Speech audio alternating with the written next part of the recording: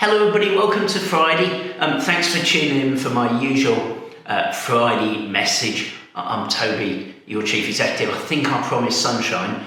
We've managed to get rid of the snow. We haven't necessarily got the sunshine. I don't want to jinx it. Likewise, I won't be saying much here about the cricket because I don't want to jinx that either. Sometimes the act of delivering these messages every week gives the impression of sort of constant movement and endless change. And just because it's so regular, and you might wonder what I'm going to talk about, I might wonder what I'm going to talk about. I guess the reality of the care that we provide is very much of the best stuff that we do is the same every week. And actually it is that consistency and that constancy that matters most. We're looking to build rhythm into a lot of the ways in which we provide care, whether it's who in a sense has the best multi-professional handover, or the safety huddles that we do, or the new trust-wide incident huddles. Building those habits and doing them just a little bit better week on week is probably much more important to the care that we provide than the shiny things that tend to feature in a film like this. So I just wanted to acknowledge that reality and the paradox of doing these films every week. That said, we were in the top 10 for flu vaccination in the whole country. Across the NHS, we came 8th in terms of the proportion of people working in our organisation who had a flu vaccine. So massive thank you to lots and lots of people. Look, even a thank you if you came back and engaged in the process and said, no, I don't want my vaccine. You played your part in what I think was a really striking and mostly successful campaign. Of course, we're going to go again later in 2024 and try and get ourselves to that magic 3,000. But a big thank you to everyone as we carry on through winter with all the various viruses and diseases that we face. Thank you to everyone who took a step to protect yourself and your colleagues from flu, which is definitely not a little bit of a cold. I wanted to pay tribute to teams that are working really hard right now on our electronic patient record evaluation.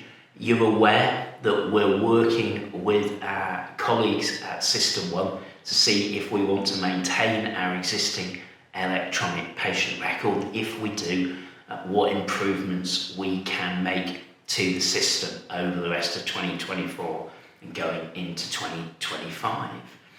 Data is absolutely central to what we do, and if we can make that data entry just a little bit more intuitive, if we can make where people put information a little bit more systematic, then we'll have a better patient clinical record, but we'll also be better able to extract analysis and audit from the information that you help us to collect. So whether it's the work that Mike Sever-Bratton is going to be leading on community coding, so we have a better understanding of the majority of patient contacts that we have, or the work that Richard and David and others are leading on the EPR evaluation. I'm not about to put a webcam into Chestnut View to make it seem more exciting, but look, there's an awful lot of somewhat unseen work that goes on that's going to make a real difference to the quality of care that we provide in Ardash and across our communities. So thank you for that.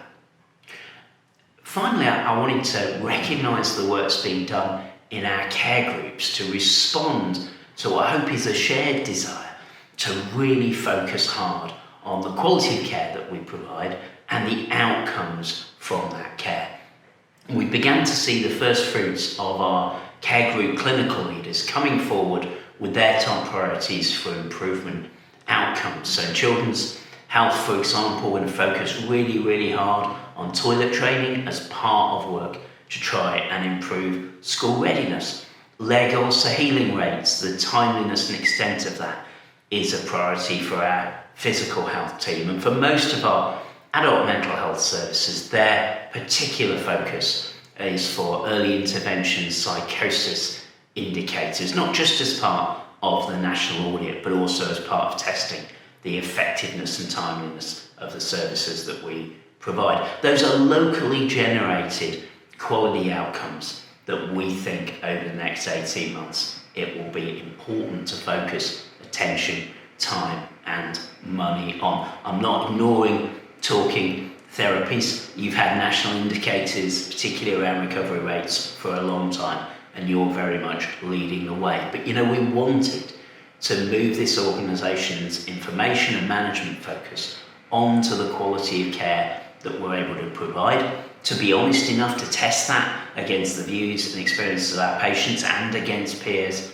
and their data. So I'm really excited that we're approaching that moment. We could start to really focus on the quality of care that we provide here at Ardash.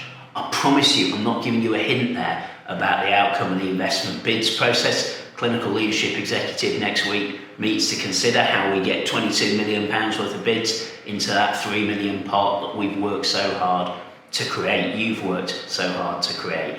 So that too is an exciting moment. I guess I'll be able to give you a little bit more detail potentially this time next week. Hope you have a good week, and like I said at the beginning, particular focus in this film, gratitude for the standard work we do. Same stuff every week, keeping things safe. Thanks a lot.